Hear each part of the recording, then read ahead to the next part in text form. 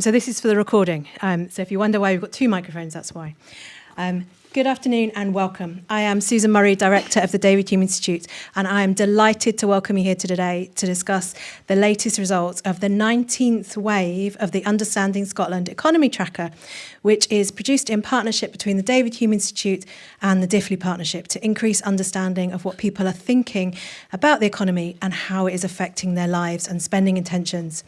Now, before we start, just to confirm, we have no fire alarms planned, so if the alarm goes off, please make your way to the nearest exit, and please do turn your mobile phones to silent so none of the speakers are interrupted. We are live streaming the session today, and the recording will also be available afterwards for sharing. And the microphones are for the recording. So if you're hard of hearing and you can't hear at the back, please do move to the front, although the acoustics in the room are specially designed so that you should hear no matter where you're sitting. Now, without further ado, I'm happy to hand over to Scott Diffley. Scott Diffley. Oh, right. Scott Edgar. Right. Oh, sorry. It's too hot today, isn't it? I'm not used to this heat. Scott Edgar is a familiar face to regular attendees. He is the Senior Research Manager of the Diffley Partnership. Scott will present results and then we'll move on to our panel for reflections. And what I'll do is I'll introduce our panel now, just so that my bit is it all done, and then they'll all come up in a minute. Clare Winskill is the Executive Chair of the NC500 Limited, where her focus is on steering the organisation to its second decade by championing regenerative tourism along one of the Highlands' most iconic routes. She has over 15 years' experience in hospitality as the owner of Carusk House, and more than 3 years as Director of the Scottish Tourism Alliance. And he's also now pursuing the Institute of Directors Accelerated Certificate in Company Direction to show her commitment to continuous learning. And Clare will be followed by Hannah Blackford, who is co-chair of Be Local Scotland and Strategic Communications Advisor. The Be Local Scotland is a volunteer-led group of B Corp certified companies and business leaders committed to advancing purpose-driven business and growing the B Corp movement in Scotland. She is also an account director for the strategic communications agency Muckle Media and has supported many high-profile brands in protecting and building their reputations, including Ferguson Marine, Coca-Cola, Euro-Pacific Partners, and the All England Lawn Tennis Club. She is also a trustee on the board of a mental health charity based in Edinburgh. And then next up, we have Karen Jackson. Now, I'm very grateful to Karen for stepping in because Jane Morrison-Ross, who was due to be speaking, has had to go to hospital with her son. So thank you, Karen, for stepping in at the last minute. Karen leads strategy, policy, insight and partnership and engagement at the South of Scotland Enterprise. She has helped shape and establish SOCI, which is the abbreviation, in case anyone didn't know, of South of Scotland Enterprise, and is leading work on the proposition and legislation to set up the agency. With a career in public service and economic development, Karen brings deep experience in policy, partnerships and rural economies. Now, I'll hand over to Scott, and I'll get your name right. Scott Edgar from the Diffley Partnership. Thanks, Scott. Thank you. Good afternoon, everybody, and thank you very much for joining us today in the glorious sunshine. What better way to spend a sunny afternoon than hearing about what people are thinking about the economy. So, first thing first, I will just go through the methodology and what we've done. So, Understanding Scotland, the economy tracker has now been running for 19 waves, so we've built up quite a picture over the time with regards to how people are feeling about the way things are going in Scotland, the issues that matter to people in Scotland, and how they feel about the economy. Now, crucially, we usually would do the fieldwork on the 1st of every month in the quarter, but given there was a little event on the 7th of May called the Scottish Parliament election, we shifted that. So this is actually taking the temperature of how people are feeling after the election. The fieldwork took place between the 11th and the 15th of May, hearing from 2,170 people in Scotland. So we've turned it around fairly quickly, and we're delighted to share the findings with you about how people are feeling after the election. The first question we ask on the survey is a very open one. Those of you who have been here before will have heard me explain this before, but I'll just explain it again for some new faces. We ask people whether they think things in Scotland are going in the right or wrong direction. Now, that's deliberately open. The whole purpose of that is to get a sense of a sort of feeling. How do people think things in Scotland are going? And it really leaves it to their interpretation in terms of what right or wrong direction might be. We can look in the columns of the data and we can have an understanding of why we might see certain changes. But what we see here is that a majority of people in Scotland again, believe things in Scotland are going in the wrong direction.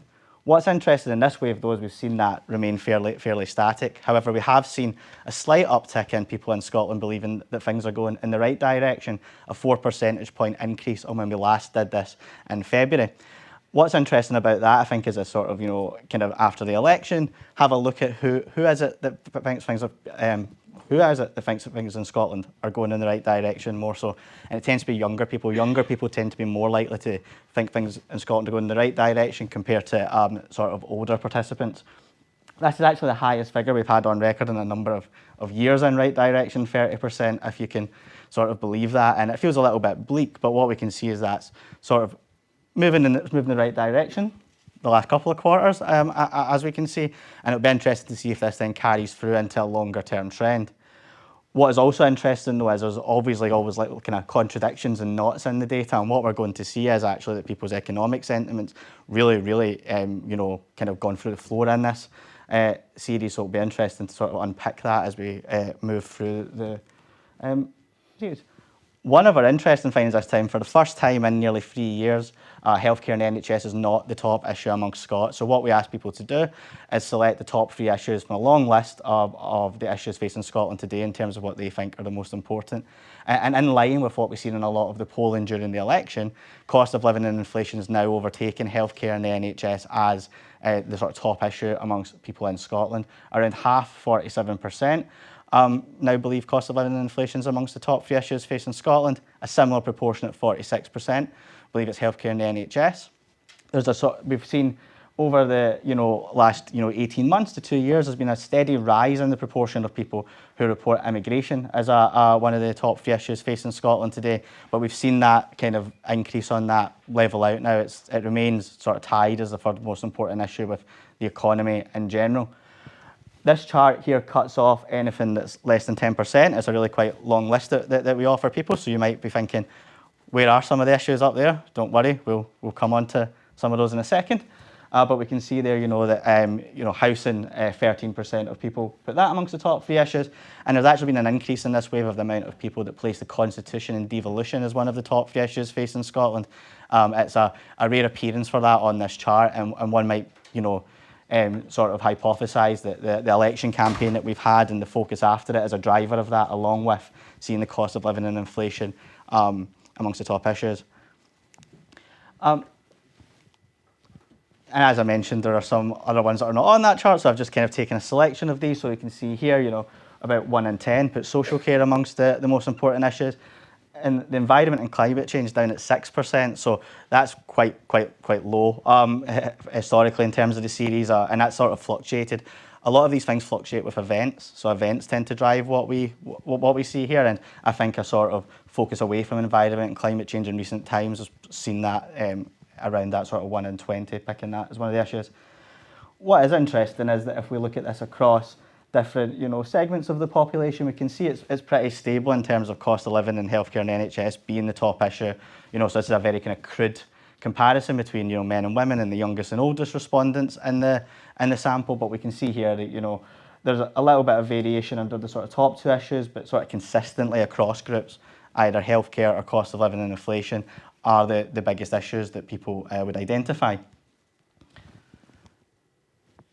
And one of the things we started doing over the last year was also ask people about local issues. So those last couple of slides were about national. We then asked people, what are the top issues facing your local area? And there's a sort of remarkable, kind of overlap between the national and the local issues, but there are some differences that I will come on to in a second. And we can see here again that cost of living and inflation is the top local issue that people identify. That's gone up 6 percentage points from the last wave. I think we're just seeing a real renewed focus on that amongst people. It was already pretty high, but we're basically seeing that people are sort of zeroing in on that, and some of the economic outlook data that I'll explain in a second might indicate why. And equally, when we look at kind of differences, what is interesting is to look at the differences between national and local, and we can see here that it's very similar in terms of cost of living, inflation. Can everyone hear me if I stop using that? No. Perfect, I'll put it back on. I just want to see, because I'm sort of muffling in and out, so I just, want to see. But what we can see here is that, for example, housing's a little bit higher as a local issue than it is a national issue, something we might expect to see. In transport, for example, more people picking transport as a top three issue in their local area relative to how they would perceive it as a national issue. So we do see some kind of differences there. But we also see differences by area. So one of the sort of powers of having such a large sample is that we're able to regionalise this data. We set quotas at a regional level, meaning we can talk about things by Scottish parliamentary region. So when we look at the kind of local issues, again, cost of living and inflation might be amongst the top two issues in every region, but we see pockets of difference in terms of the issues that people identify. So if you take housing, for example, we can see it's a higher issue in Lothian than it is in some other areas, and similarly in the Highland and Islands, about a quarter of people would put it amongst their top three local issues there. Social care in Highland and Islands tends to be higher, and that's pretty consistent. That's been consistent across the piece and across the series as we've done this, as one of the top three issues in that area. And we also ask people what their economic priorities are, and this has been fairly stable for the last few waves, but we see here again about 2/3 of people, or 6 in 10 people, telling us that cost of living and inflation is amongst the most important economic issues, followed by living standards and wages, lack of spending on public finances, and managing public finances. So again, this has been pretty stable. The figures on the right of there show you the percentage change between each wave, and again, we can see that this has been fairly stable. So there's a kind of message coming through here about cost of living and inflation in terms of its importance as an issue.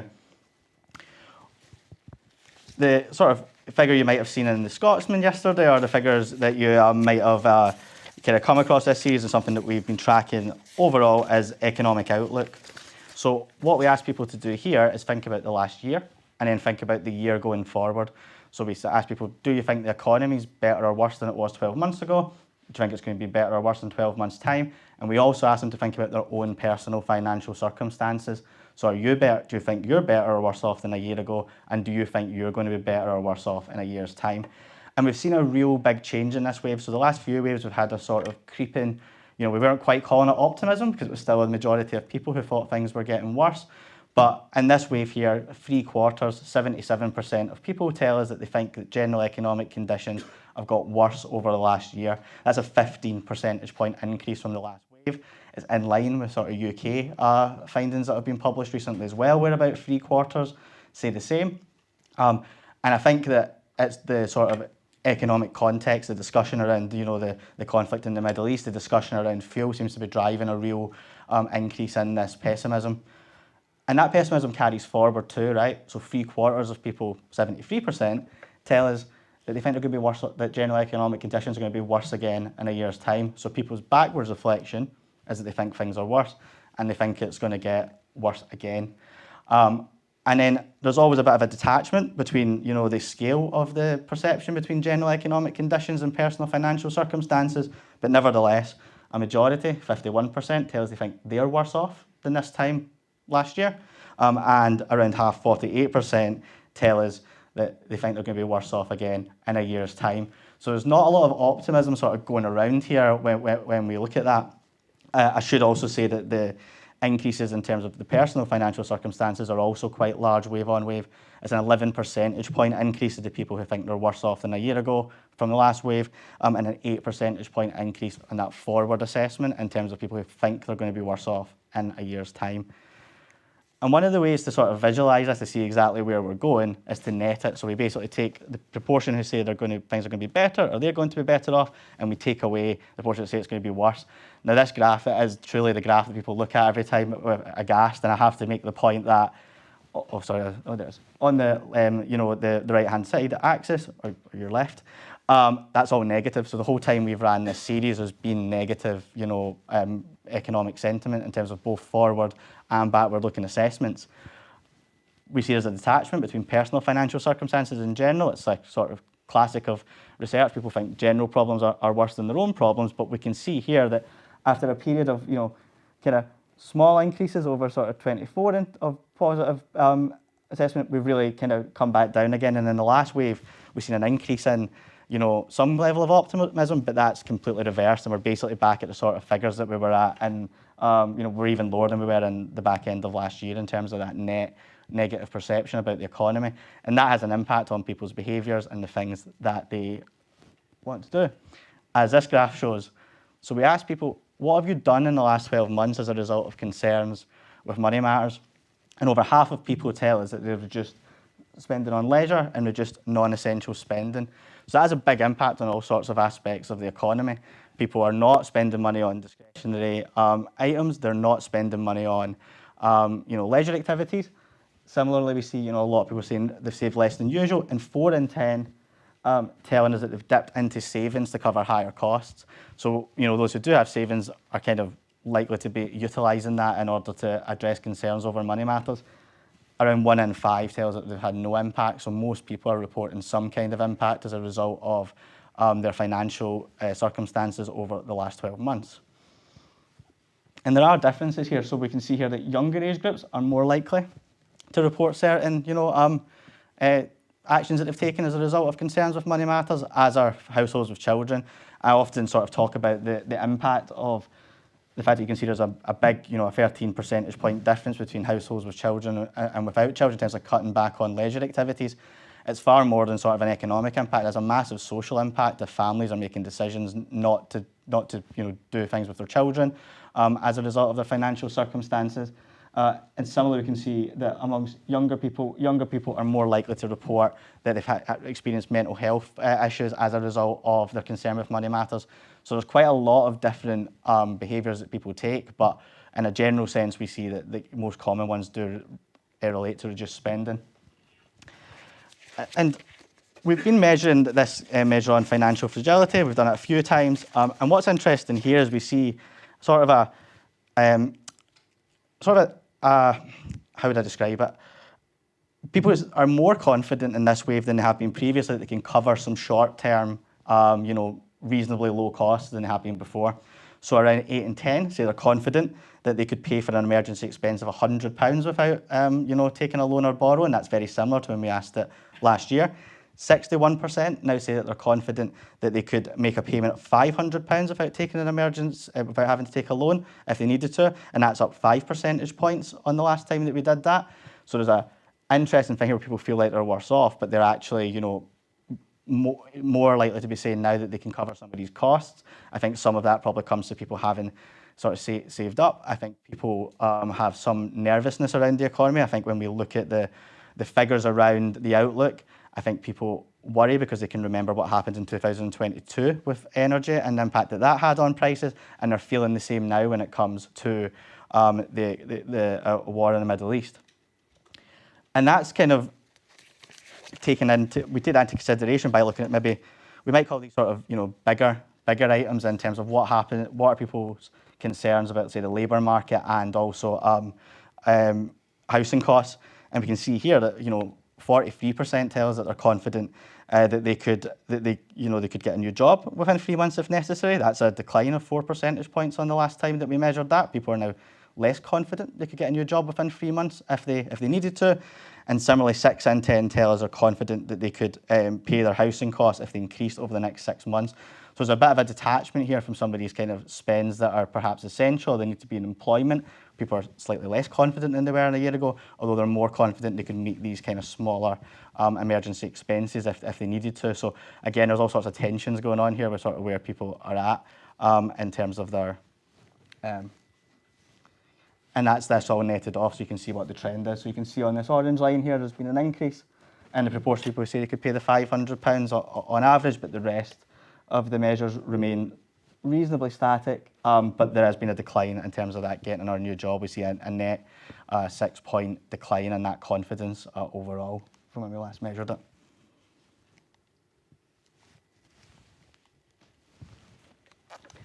And we also ask people just about their attitudes when it comes to managing, societal risk. Like what are the impacts of some of these things? What should we do? And we can see there's strong support amongst the public for collective and employer responsibility when it comes to dealing with some of these financial economic issues. So we can see almost everybody agrees that people are less effective at work when they're not eating or sleeping well. 96% agree with that. 86% agree that employers have a responsibility to pay wages that meet people's basic needs. However, that's slightly down on the last time that we asked that. There's a kind of recognition about preventative spend.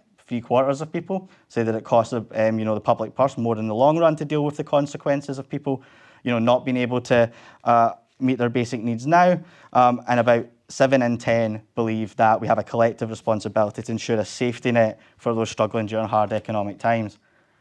However, when we ask people if they would be willing to pay more tax to ensure there's an effective social security system, only 37% said they would be willing themselves to do that, and 42% disagree that they'd be willing to do that. So we see an interest in there's a kind of realisation of a collective responsibility, but as ever, when we come down to tax, we can see that people are slightly less willing to say themselves, and that might be down to their own circumstances. We can see that from the data. People in kind of from more deprived neighbourhoods are less likely to say that they would be willing to pay more tax, and sort of vice versa. So we can see what that means. But to wrap up, what we see is a very interesting picture in this way. We see a decline in economic sentiment. We see some shifts in attitudes when it comes to some of the kind of big items like housing costs and finding a new job. And more people thinking things are going in the right direction. So it'll be interesting to see what happens over the summer as we kind of move into the new Parliament and move into a period of some kind of uncertainty economically. But thank you very much for your attention. Look forward to the discussion.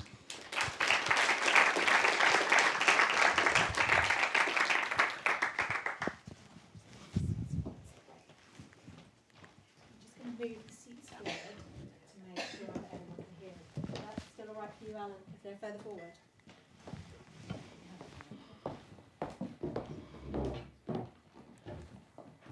Or the other way round. Is that all right? So Clare goes on that side, and then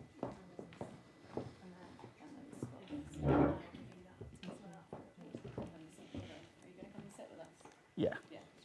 I'm just putting up the slide with everyone's name on it.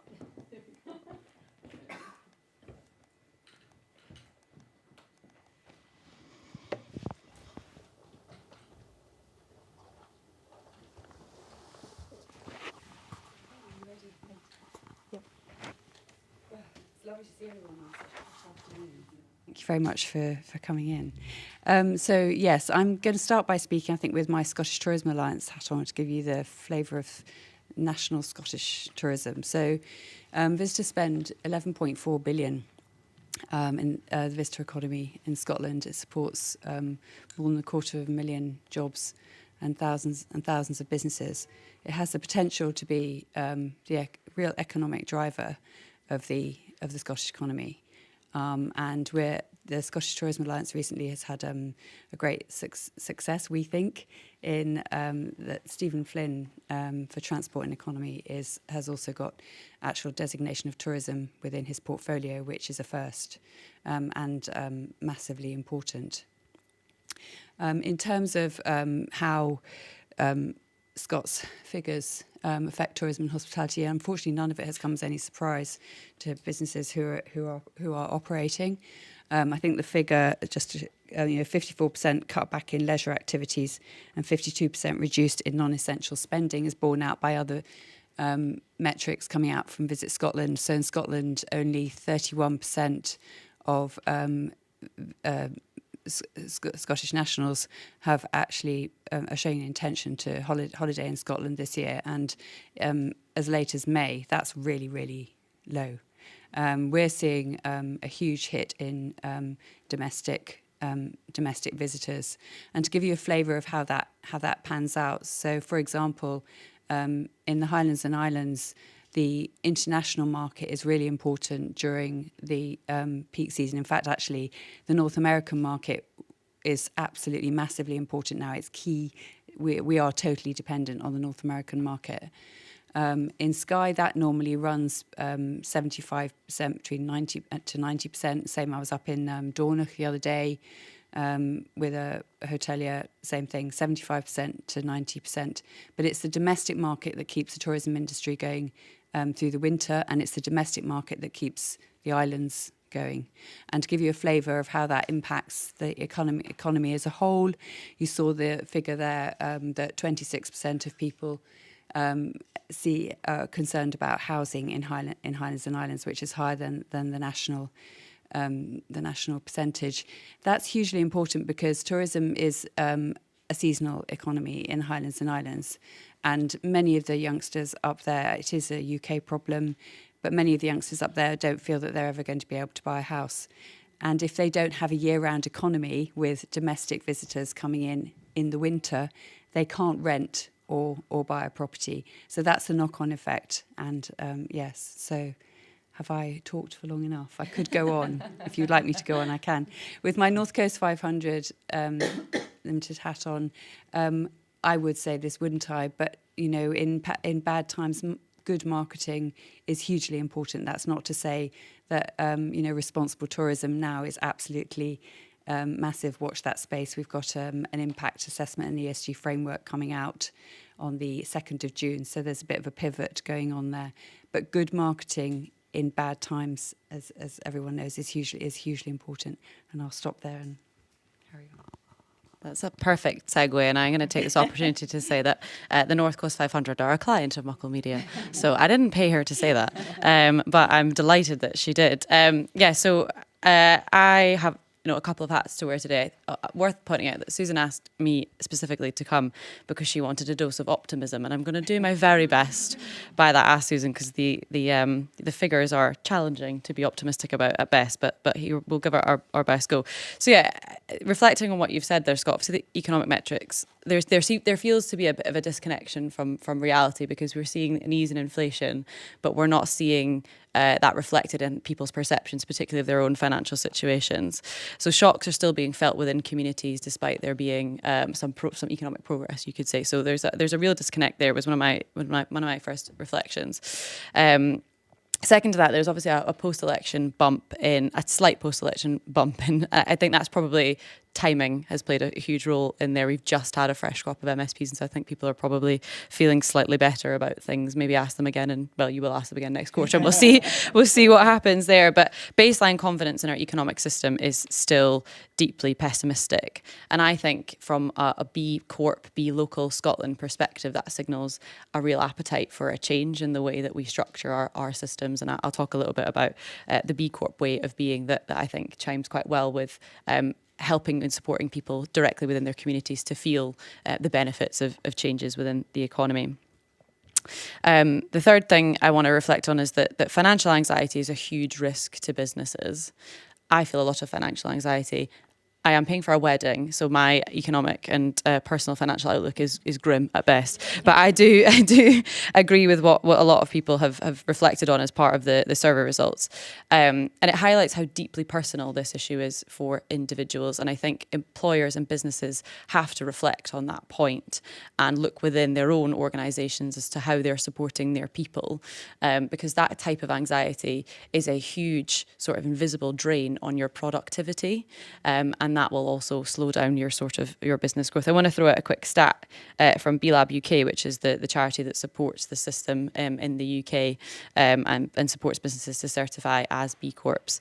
But purpose-led businesses, of which B Corps consider themselves a part of, but are not just B Corps, achieve 7% higher growth on average. And that, I think, is largely down to several different factors, but one of them being that the central tenet of being a B Corp is that you consider planet and people as equally important as your profit, as your shareholders, which means that investing in your people is investing in the financial stability and resilience of your business. And that's a value that's very highly intrinsic to the B Corp movement. Yeah, it's interesting. It's a huge challenge for a new parliament. Public mood is really fragile. Expectations on government and people's the ability to improve people's living standards is shockingly low. And I think the government needs to implement policies that increase our economic and community resilience. And again, that is what the B Corp movement is all about. And namely, it's about co-creating solutions to some of these problems.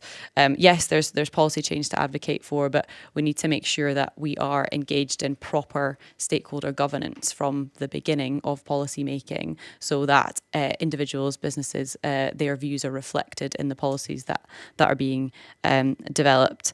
And as far as our asks as a B Local Scotland, as a B Corp movement, is we want to see purpose-led businesses as the minimum standard for all business, not just the individual examples of businesses doing good things, but that to be the minimum floor for businesses. So it's not just a nice to have, but doing business for good is an essential to our economy. And that's my reflection on the figures.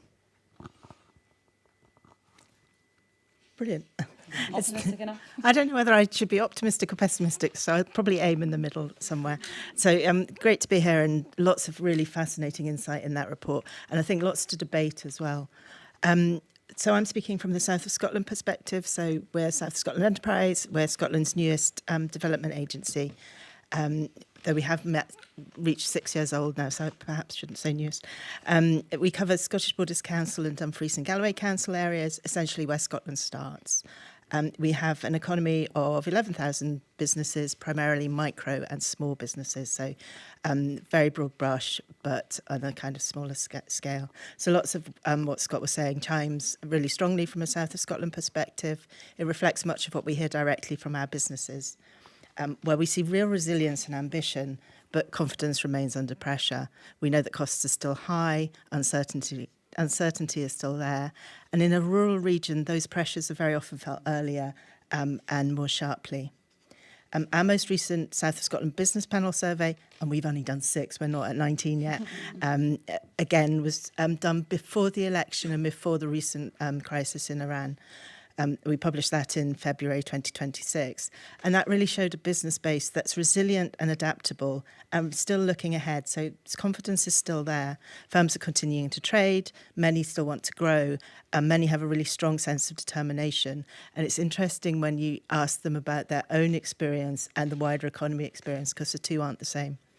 But we know that resilience is being tested, margins are getting tighter, costs higher, and for many businesses, that means they just don't have any ability to invest in the future, including through that recruitment piece. And circumstances are more challenging than ever. So for a South of Scotland perspective, I think it's not that confidence isn't there, it's just that it's fragile. And that matters because when confidence is fragile, as you were saying, businesses become more cautious. The focus is very much on the immediate, investment decisions are delayed, and recruitment slows. And all of that impacts on growth. In the South of Scotland, the cost of doing business is a big part of the story. So energy, transport, labour, inflation, all those things matter everywhere, but they particularly matter in ways in rural and in semi-rural economies. Distance obviously adds cost, smaller markets adds risk, and access to services and infrastructure is more uneven. So businesses here very often have less room to absorb the shocks. So we've seen shock after shock, and businesses just don't have any capacity to absorb them anymore. Scott was really interesting around regional and local information. I think that's why the regional difference matters and regional evidence matters so much. National trends, really important, but they're experienced so differently in different places, sometimes really significantly so. For example, for us, where fuel and energy prices rise, the impact can be especially acute. Rural households and businesses are more likely to depend on transport, more likely to be operating at distance, and in some cases more exposed to off-grid energy costs. So in the south, more houses heated by oil and people living in houses which are difficult to heat, so a double whammy there for folk. And that makes external shocks translate very quickly into local caution and reduced confidence. As Clare, I think, was highlighting, you see it very quickly in sectors such as tourism and hospitality, and in the south, as in the north, a really important sector for us. When consumer confidence dips and when consumer confidence and spend dips, those businesses in the visitor economy feel it really, really quickly. But again, there are opportunities. And we are seeing particularly some of the uncertainty around foreign travel being translated into domestic booking. So a glimmer of hope there, I think, though we can debate that later, I'm sure. But that, like you were saying, that's why maintaining the confidence in a region, the marketing piece of a region is so absolutely really important. Housing equally in the south. Interesting to see it wasn't one of the top 3 issues. I thought it was fascinating. But for us, it's really important if we want businesses to grow, people to stay in the region, and communities to remain resilient. We need the right house in the right place at the right price. And that's a challenge for us. So I don't think anybody's going to pretend things are easy at the moment, but there is a lot we can do, and there's a lot we're already doing. For SOCI, we're backing businesses to invest and innovate. We're supporting entrepreneurship and new business creation. We're working with partners to unlock opportunities in energy, in natural capital, in tourism, and in place-based development. And we're deliberately making decisions that don't just bring jobs to the region, but also help people with their costs. So investment in energy solutions that reduce people's energy bills. But I think the other thing is we've just got to keep going. Confidence can't be taken for granted. Clearly, it's taken a lot of battering over the past few months, but it's a reminder that we shouldn't stop. I think for me, many of the structural challenges in the economy are really deep-rooted. We're not going to shift those overnight. So we really need to stick with what matters and just, keep on going. And that's why agencies like you, I would say this, wouldn't I? But that's why I think agencies like SOSI are really important. We have that opportunity to create the right conditions, to back business ambition, and to attract investment into our region, and work with others on the foundation of long-term growth. So tackle those issues like housing, like skills and infrastructure. And if we can keep doing that with consistency and with purpose, I think our region is guaranteed not just to weather the challenges ahead, but to grow through it. Hopefully that ends on a slightly optimistic tone. Very optimistic. That is a wonderful note to end on this. Thank you there. I do like the fact you've all aimed for glimmers of hope. We've used the word fragile a lot, and there's a T-shirt it keeps popping up on my Facebook feed. It's something like not fragile like a flower, but fragile like a bomb. And I wonder if what we need is an explosion for the economy, but a good explosion rather than a bad explosion. Right, I'll come to the audience now. I always know we have lots of questions, and we never manage to get through them all. So if you can keep them to being questions or very quick statements, but not half an hour long statements, we will try and get through as many as possible. So there'll be 2 mics, 1 on each side. So if you put up your hand, I will come to you, or Ellie will come to you. Ellie, Chijesh has got one on the front side there, and I will line up there. So if you we go to this one first, and then Chijesh second. Hello, everyone. Hiya. Thank you so much to the speakers. You need to speak up so the people at the back can hear, and you might need to turn sideways so they can hear as well. Hopefully everyone can hear me. Hi. I'm from Citizens Advice Scotland. Thank you very much to all the speakers. Absolutely fascinating presentation. So from Citizens Advice Scotland is the biggest advice provider in Scotland. 2 of our kind of key areas are social security and energy. And I was particularly interested to hear comments there from Karen around recognising the issues that are facing people, particularly in rural areas, are increasingly severe. They face particular barriers because of things like increased costs associated with transport and with food. And I note, Scott, that you had said that you had done a bit more of a research into the sort of the regional breakdown there. So I'd be really interested to understand about how the issues are affecting particularly rural communities, because certainly from the evidence that we're seeing, we're really concerned around that. Karen, you made the point around increased costs of heating oil as well. And if I can just follow up with another quick question, clarification for Scott. You had in one of your slides there sort of areas of key concern across the people that you had been surveying. And there was a distinction between cost of living and poverty as 2 different categories. So I'd be interested in understanding a bit more about that distinction. Thanks very much. On the first question with regards to the kind of regions and rurality, fortunately we actually have urban and rural as one of the breaks in the data. And when we look at issues in rural areas, we tend to see things like housing, transport, things like that tend to be more prevalent amongst people in rural communities. Last year, the Diffley Partnership also did a rural survey, which I'll be happy to send you the link to as well, which was a sample exclusively of people in rural Scotland and the issues that face them. And then in terms of that distinction, I think cost of living and inflation we see is that sort of idea of day-to-day costs, that idea of, living, what are you spending, what's your immediate cost, whereas poverty and inequality is more, I think we see it as more of a kind of societal thing, like a societal value about, whether poverty and inequality is something that you should seek to address or otherwise. And I think that the fact that we can see that people sort of select them at different levels shows that I think that people recognise that sort of distinction. They recognise that idea of the day-to-day spend and then the kind of wider, perhaps societal element around poverty and inequality. Poverty and inequality, younger respondents and female respondents tend to be more likely to pick that as one of their top 3 issues relative to some other groups. And again, I'd be happy to provide some further breakdowns for you if I could get a word with you afterwards.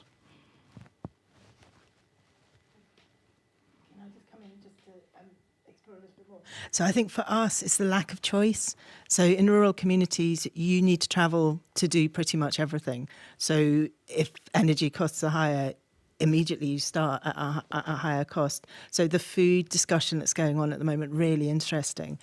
people in rural communities don't have access to the same range of supermarkets as in the central belt. So interesting to see how that policy genuinely kind of impacts on our rural communities as well. So I think really interesting in the cabinet makeup to see Gillian Martin look at rural policy and what that means, and that kind of connectivity and cost of service provision in rural areas. I think really interesting to explore further.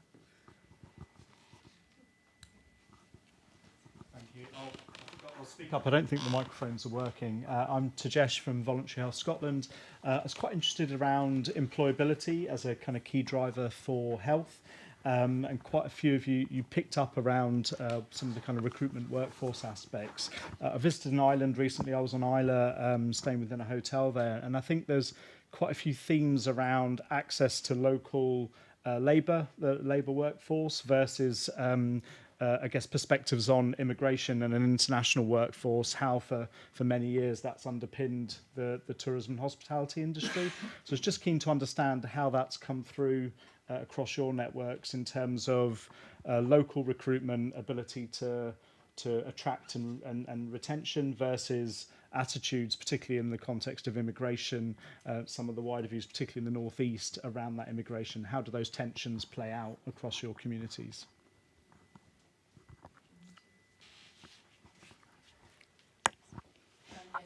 In Highlands and Islands, recruitment and retention is just a massive issue. The depopulation is ever increasing, and necessarily hotels and everybody in hospitality and tourism has to bring in income in order to staff. And also the other thing that we're seeing at the moment is that a lot of independent operators are actually closing because they can't stay viable. They haven't got the employees in order to stay viable. Obviously, the UK Gov's change in NICS thresholds and the increase in the employment regulations really hasn't helped either. So you'll see that in Highlands and Islands, lots of shortened hours, fewer days of being open. That has a knock-on effect to the quality of the visitor experience. I always say to my guests, plan ahead anyway, but it is starting to become quite marked, and that's a quality issue. So if we're trying to be the global leading tourism destination by 2030, we're halfway through with my Scottish Tourism Alliance hat on again, that aim, that's becoming quite tricky. So yes, it is an absolutely enormous problem, yeah. And then you throw housing in as well, and people can't get houses. It seems to be a bit of a vicious circle at the moment, and it is something absolutely, as Hannah was saying, that the politicians have to start grasping and engage with industry before they start introducing policies that do more damage. Somebody else want to go? I was fascinated that none of the speakers has mentioned the B word, Brexit. I wonder if this has come up in any of your survey results, Scott, or if it's now consigned to history. Well, great question. Thank you. So we do ask. I'm madly thumbing through my notes because I know that I have the proportion of people who pick Brexit as one of the key issues, but it's quite low down on people's quite low down on people's top issues. I think people have probably, as you say, I wouldn't say it's quite consigned to history. People still talk about it, but I think that people maybe don't see all the issues through the lens of Brexit, maybe in the way that they did it a few years ago. I think that's fairly fair to say. I think it has kind of gone down in people's importance in terms of as an issue.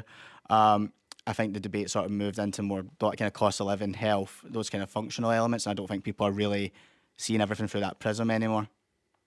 You don't think that we're seeing the evidence in the last question, the question of employment, and the capacity of our country to serve people as old as me?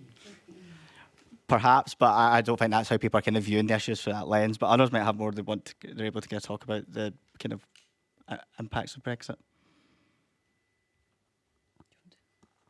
I don't have a B Corp specific response to that. Certainly, we don't see it. Similarly to the results of the tracker, that we don't see it emerging as a consistent issue among B Corp businesses that we deal with.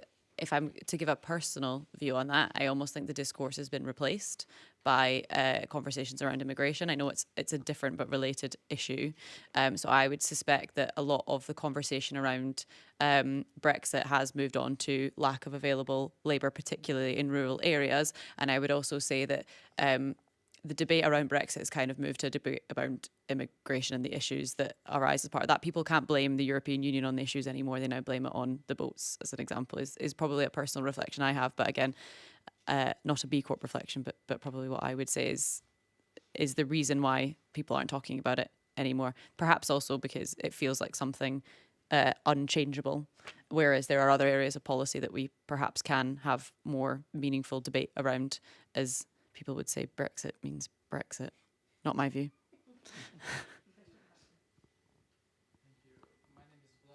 Recent finance graduate, and from what I've heard today, it seems like a reasonable solution for the rural areas would be just increase in domestic tourists, which will provide obviously more revenue and income and opportunities for the locals. But then what would be, that sound like quite a clear solution, but what would be the solution for more like city-wise areas? Is like, because they also probably not as critical as the rural areas, but how do you kind of address the same issues that happens in the cities so people can have more excessive spending and go to the rural areas and, you know, spend a good time? Thank you. Yeah, thanks. Yeah, I mean the domestic market is important both in urban and rural areas, and interestingly, though, international visitors per head spend more than domestic visitors, and looks like that's not going to change anytime soon, given what Scott's just told us. Yeah, I mean, rural areas, as Karen, was saying, experience the issues perhaps a bit earlier before the urban areas. Urban areas, it's a different way of operating as well, so perhaps it's not so difficult to get people working within hospitality and tourism in the urban areas, so they don't have the same kind of pressures. I think housing pressures still remain in the urban areas, but it is a very different economic environment in the urban area to the rural areas. It's also not necessarily more visitors. Really, what we need are low impact, high spend, and I think that is crucially important for rural areas. But I think in urban areas, it's the same. We need to think differently about responsible tourism and visitor behaviour. Is all I would say there. So. I think also it's that mixed economy piece. So tourism really important in rural, but that's not just what rural areas are about. They've got a really diverse, a really strong economy. And if you look at growth in the future, I think it's going to be in rural areas. So that energy piece, renewable energy is naturally generated in rural areas. I think, though, it's really important not to set urban up against rural, and I think to look at it as an integrated economy. So the regional debate that you see emerging from Holyrood, I think really interesting in that perspective, that actually each bit of Scotland has a contribution to make to Scotland's success. Rural isn't a drain on Scotland's resources. It makes a really strong contribution to Scotland. But similarly, it works with its urban areas, work with their rural hinterlands to really deliver that growth that we want to see. So I speak from a rural perspective because that's what my agency deals with, but we absolutely see the benefits of working closely with Glasgow, closely with Edinburgh, and for us looking south of the border as well to Carlisle to Newcastle. So I think seeing an integrated regional economy is really important.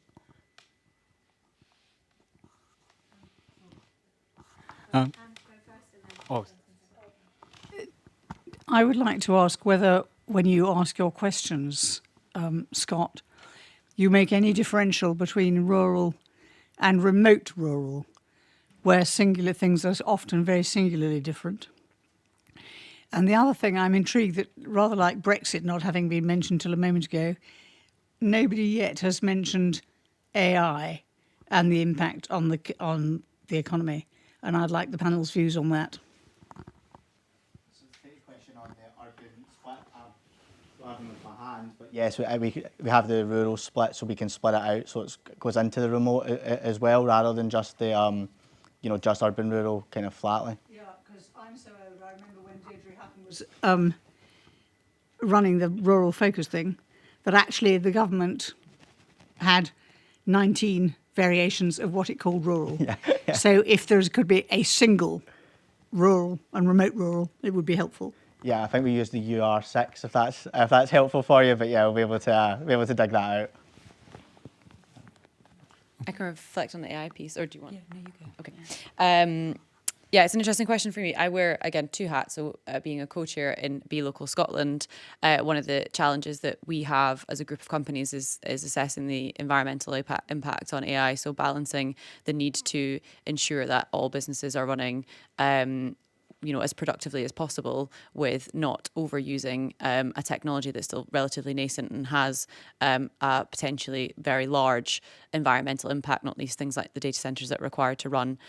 There's also an opportunity there in terms of, do we bring those data centres to Scotland, and that's jobs and economic opportunity there. I think that we don't have an understanding on the checks and balances that are required on the economic benefits versus the environmental impacts. Personally, I think that that's clear from our conversation with B Corps that are co-creating a policy on how to manage that within their businesses.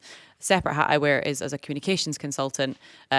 Two things I would say about that is that AI has an opportunity to not take our jobs. I think you can never replace a human brain, and human creativity can't be replaced by AI, but it certainly can be supplemented by it, and how much of our work is being taken over in the communication space by that technology. But again, from an economic perspective, it can make us a lot more efficient. Speaking on behalf of businesses, I think one of the key challenges is in terms of extracting an economic opportunity from AI is ensuring your people know how to use it, and that it doesn't become another task to learn how to use it on a daily basis, but it is sort of intrinsic and it becomes more agentic, i.e. it delivers value for you on a daily basis. I think at the moment we're in a heavily confused environment. And that's probably why I stayed away from mentioning it. I mean, it didn't come up in the tracker, but I would avoid personally talking about it too much, because I am not clear on what the environmental impacts really are of increasing our use of this technology, and B, how do we make sure that, again, going back to investing in your people to make sure that they are both happy and productive, what the best route in is for that. So I don't think that a lot of businesses haven't nailed that balance yet. Yes, so from tourism perspective, AI is absolutely vital. Lots of the organisations now are having, and we're among them, are having to make our websites work so that when visitors do AI searches, they have the information at their fingertips. That's how 40% of visitors are now searching for trips through AI. So it's massively important. I was also listening actually to it was the rest is politics this morning on the radio, and they were talking about the definition of Gen Zs, 1.5 and 2. And the definition was at what level the technology was at the time at their ages. I thought that was fascinating. And they were also relating it to mental health, and the statistic that you were talking about there, 1 in 5 young people having mental health issues. Sorry, that's not at all within my remit. But yes, it is obviously a massive issue. And tourism and hospitality has to wake up and change their tech in order to survive. Yeah. I think for me, it's that point about it being a tool, and it's a tool like many other tools. So we need to learn how to use it and embrace it, and see what opportunities come out of it. Data centres are really interesting, and what they can bring. So if we get it right in terms of having a green data centre with renewable energy, what amazing opportunity for Scotland. If we get it wrong, well, we don't want to go there. But I do think, for me, it's an opportunity that, as you say, it's uncertain, but it's exciting. And it could really solve some of the productivity issues. It will create other issues for us. But I think, as you say, you can't replace the human brain. So let's use it as a tool as effectively as possible. Okay, so it's kind of related to domestic tourism. From my understanding, domestic tourism used to be quite a large industry until obviously the global economy opened up, air travel got nice and cheap, and then, we can go to countries that have a lot lower labor costs, for example, which, leads to much cheaper hotels and, like, for example, cities like Krakow in Poland. And so how, I suppose, do we plan to actually compete with these sorts of places that, have drastically lower costs to keep domestic tourists? Can I give an answer that's sort of related but separate to it very quickly? One of the things that we would call for as a group of B locals is procurement policy, which is kind of related. I'll in a roundabout way, and I'll get there. And it's not just a tourism-related issue, but it's a business-related issue when we want to encourage businesses in Scotland to buy from other businesses in Scotland. So we, as a B Corp, always encourage B Corps to buy from other B Corps to support the ecosystem. And particularly from a public policy perspective, when there are government contracts or public contracts, we want to encourage the Scottish Government to input social value into as a necessary part of procurement processes. So at the moment, my understanding of the law and the policy around it is that it's optional. But I personally believe that should become a bigger part of procurement. So this isn't necessarily domestic tourism, although it's related. So that would be one measure I think I would support is to increase the role of social value in procurement and tenders and encourage Scottish businesses to buy from other Scottish businesses. Which is very much the model in Ireland, which works very well. So that's the dream question, really. Unfortunately, VAT is 20% here. In Europe, it's half that. The other thing that you'll be aware of at the minute is the visitor levy. So the local authorities need to think very, very carefully about bringing that in, because at the minute we are not businesses. Tourism and hospitality businesses are having to swallow higher overheads. So there's lack of reinvestment in both the basic structure, but also in the people. We have to stay competitive, and at the minute, arguably, we're not. And we're seeing there's lots. It is a lot less expensive now in many to go on holiday abroad and not to holiday in the UK. Obviously, in the Highlands and Islands, you've got additional fuel costs at the moment because you have to travel that much further. My oil price has doubled overnight with the war, which means I've necessarily had to put my prices up. So I start to look less competitive again. So then you're having to generate better value for money. But no, it is a real struggle at the moment. And with the cost of living crisis, that's why domestic visitors are not. The domestic market was weak last year, and it's weaker this year. We know that. So yeah, it's very worrying. Sorry, doom and gloom. I was just wondering, Scott, and it might be from something you've said in a previous one of these and kind of relates to the sort of Brexit question of how sensitive do you think these are to the news cycle? Because people tend to think about what is being shouted to them and, does the media drive people's thoughts or vice versa? Possibly something between the two. But yeah, have you noticed any sort of trends with that over the sort of the time series? And could you say a little bit more? Yeah, I think that it is sensitive to sort of what the agenda is. I think it is somewhere in between. I think that public opinion partly drives what's in the news cycle. The news cycle also drives public opinion. It also drives what people talk about. I think when you take the environment and climate change, we're seeing that sitting up there at 6%. The first time we ran this tracker was around the time of COP26, and 1 in 5 were telling us it was one of the most important issues. So yes, that move away from it, for example, from both the UK and Scottish governments to those commitments to net zero by 2030. Those drive then, I think, what you see because people aren't talking about it. So I do think there is it is partly driven by that. We see it as well with housing. When housing emergency was declared, it was a little bit higher. It's kind of tailed off again as sort of maybe some momentum around that discussion has gone away. And then here, I think when we look at cost of living and inflation becoming the top issue, I just don't think that's an accident given so much of the focus of the election campaign where there was policy focus was on cost of living and inflation. So I think that, yeah, they drive each other, I think, but yeah, we definitely can follow.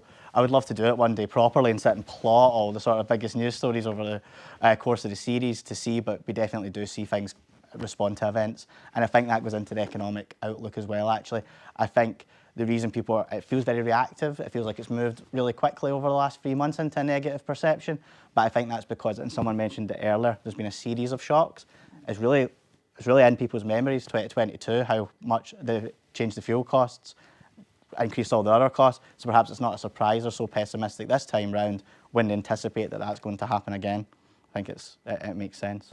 I do agree, that's the space I work in every day with the media and the press, and I can tell you that one day I'll be battling a story I don't want to talk about, and the next day when I have a story I do want to talk about, they're not that interested. So yes, I absolutely agree that that the media is shaping those public perceptions. And what we've been speaking to a lot of people about is how negative things do feel. And from a B Corp perspective, to do my job and bring some optimism, there are some brilliant stories, particularly about businesses that are doing amazing things. An example I would cite is ACS Clothing. They are doing some fantastic things. If you don't know who they are, go and have a look at their website and look at the team. They're focused on circularity in the textile space.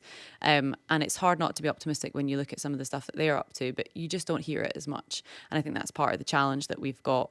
And I think in a B Corp space, we would encourage everybody to shout as loud as possible about the things that they're doing. I think people are nervous to do that because of greenwashing potential. But one of the things I would encourage people to do, particularly because spending power is so limited, and we know that particularly Scottish people want to buy from businesses they think are doing good things. That's I think a statistic I've got from an Amazon study from a couple of years ago. It's that 80% of Scottish buyers want to buy from businesses that they think are acting sustainably.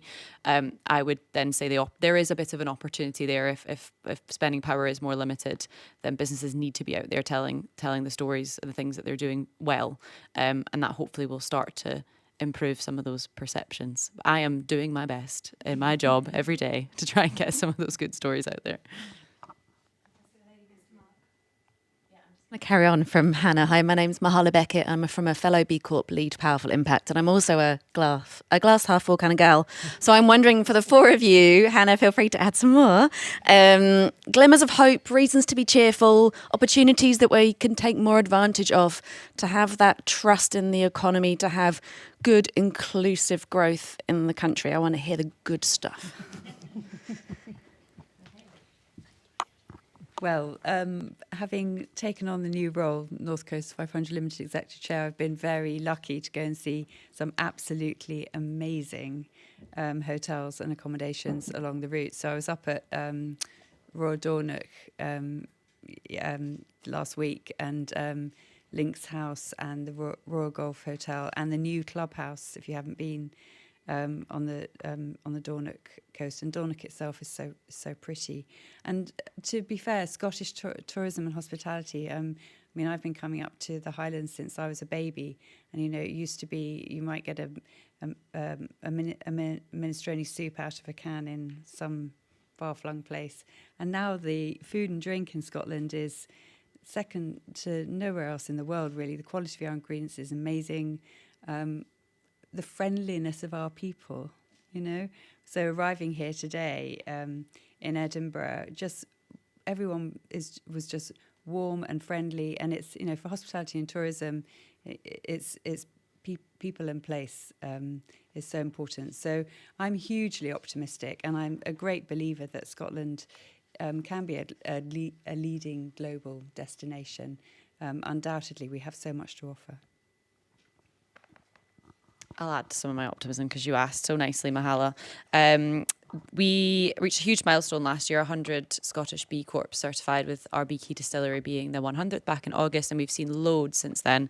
And I want to point to my lovely colleague Jane in the audience, who's part of the Edinburgh B Corp 500 community that's looking to certify 500 businesses by 2030. So I guess there's ambition there for things to be better, and there are still people who are out there banging the drum and trying to improve things. I'll repeat a stat I used earlier, but purpose-led businesses have grown at a rate 7 times faster than other businesses. So if you need any other proof to do the right thing and to double down, invest in your people, to invest in your communities, and to prioritise things like stakeholder governance and co-creation of great and lovely and positive solutions to some of our biggest challenges. That's a proof point. It's a commercial proof point baked in to that for you.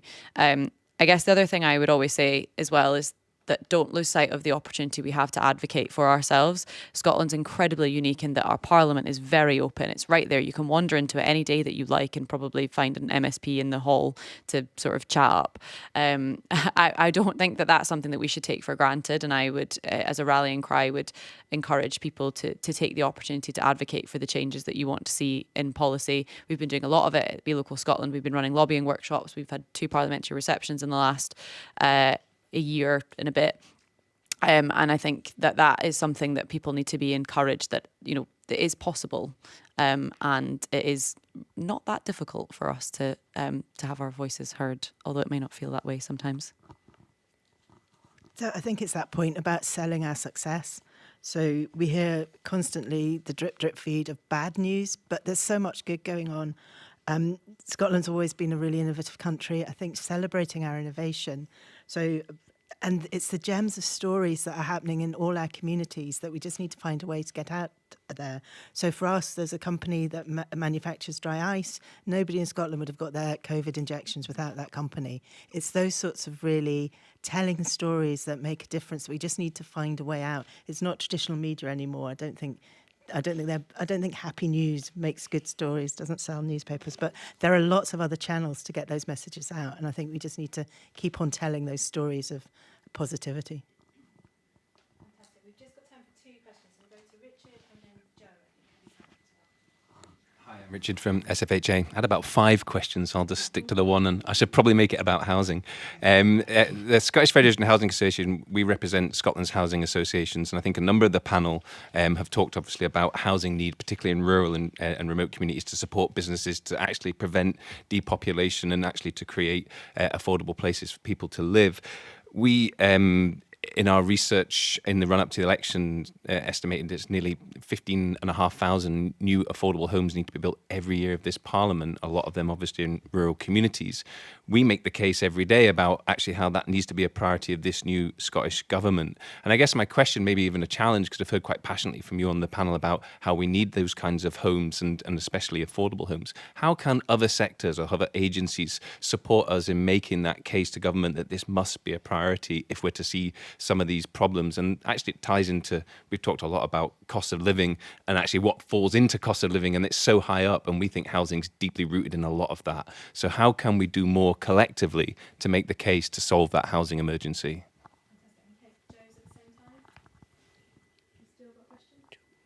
No, it's been asked. Oh, it's been asked.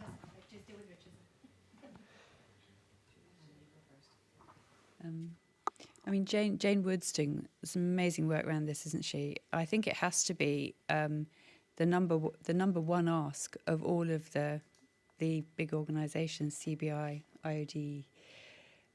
It has to be front and centre for me. I mean, we need 26,000 houses across Highlands and Islands in order to kind of really just stand still. And you'll know this, but it costs £500,000 per unit to build an affordable house.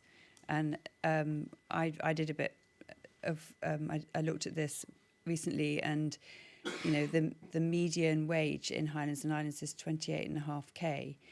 If you multiply that by 4.5, which is my understanding of the FCA's maximum mortgage route, then you only come up to 116k. So you're nowhere near an affordable house at the moment. They come on at 275,000.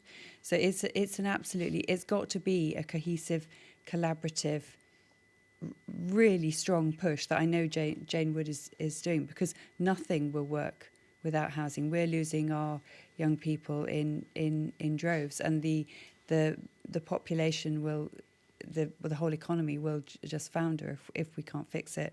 And obviously as well in Highlands and Islands, they've got the opportunity of the Green Freeport, and we need so many skills and people in order to make that work. Otherwise it's a huge missed opportunity. So I 100% agree. We could also do without the Green Party doing 3% rent caps and things like that. I mean, they really do, these politicians need to work out that the economy needs to be front and centre in order for everything else to work. Sorry, that was a bit political statement. I'm completely apolitical, obviously. I have to tell my colleagues who work with Clare at the North Coast 500 that you've made a political statement and they better get themselves ready for it. I'm joking. No, that's fine. I'm joking. I don't know that I've got anything else major to add on that. Do you want to? So I think that it's that point about what others can do. So it's seeing it as a really integrated part of the economy. And seeing agencies that aren't traditionally housing agencies really getting behind this. So without housing, we don't have an economy. We've got massive investments coming into the borders, lots of jobs created, but those people need somewhere to live. And we need to see it as not, sorry, this is going to sound dreadful, not just a housing issue, but an economy issue, a society-wide issue. So for me, get agencies like us behind it. That's part of the challenge. It's not an easy answer and it won't be fixed overnight, but we really need to argue how important it is for the integrated infrastructure and success of Scotland. I think I would add to that is, of course, we kind of go, here's the top 3 issues locally and nationally, and we ask people to kind of pick their top 3 issues, but I always sort of say in this research, just because people don't put it in their top 3 issues, if you ask them about it itself, housing is an issue that's important. We know from other polling we've done, people believe the Scottish Government should be doing something within the first 100 days in terms of a housing plan. People identify a housing emergency.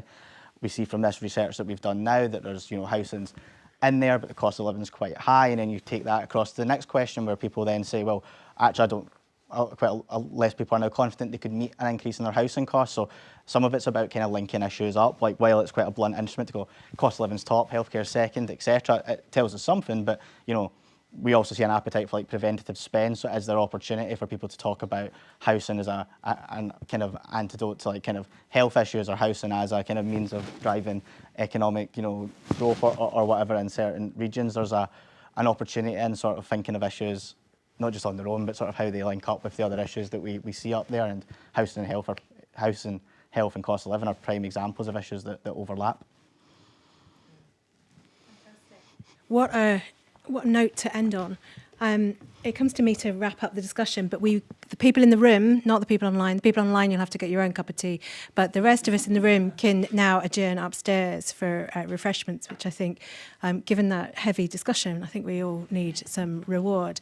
I'm really pleased we ended up on housing. Thank you, Richard, for taking us there. The David Hume Institute is doing some more work with Professor Duncan McLennan, so if you're interested in that, please do look at our past report, Prosperity Begins at Home, and we will have another report coming out in the summer, which will be quite exciting, and we're working with SFHA on that, so look forward to that. It's been a whistle-stop tour of a whole range of issues affecting the economy, and then I always like to do the positivity. I know that might be, for some people in this survey, the glass is definitely not half full. It's not even a quarter full, and we've got to remember them as front of mind. But for other people that do have capacity to spend, we do need them to spend more money. And I think about people, I'm quite a frugal person, so how do people get me to spend more money? And one of them was in the stories. So recently, I was told the story about how the British Red Cross supported people in Brechin after the floods. And it was amazing work. And that led to me donating in a raffle. And in the raffle, I won a Sunday night in Dundee. And I probably wouldn't normally have gone to Dundee on a Sunday night, if I'm honest. But I had a brilliant stay in a really lovely hotel and another meal and some more drinks. And I wouldn't have spent any of that money if it hadn't started with the British Red Cross. And I think about how the people often talk about sectors and single sectors, but everything is joined up. And one charity caused me to spend a lot more money in Dundee than I would have otherwise. And I think we need lots more purchase points like that for people that have got money and can afford to spend it. So like you said, we need more domestic tourism. So I can definitely recommend sunny Dundee. It was a beautiful blue sky, and I got to see Lorraine Kelly's aeroplane take off at the airport, which was, so I do want us to end positively. I mean, the survey is a tracker and things are a bit gloomy, but we're only going to turn it around if we all work together. So let's roll our sleeves and maybe fragile, like a bomb we can go for, or a better analogy. Let's discuss whatever that analogy is upstairs. Please do remember the David Hume Institute is a charity, and we can only do what we do as a result of donations. So if anyone in here would like to donate to us, please feel free. We will turn that around the economy and spend more money in other places like the Scottish Storytelling Centre, which is also a charity. So there's lots of organisations out there. Please do dig in your pockets and help them and keep the economy going. I think that's us for now. I've lost my notes, so I can't remember what else I was meant to say. But yeah, let's continue the conversation upstairs. Thank you very much, everybody.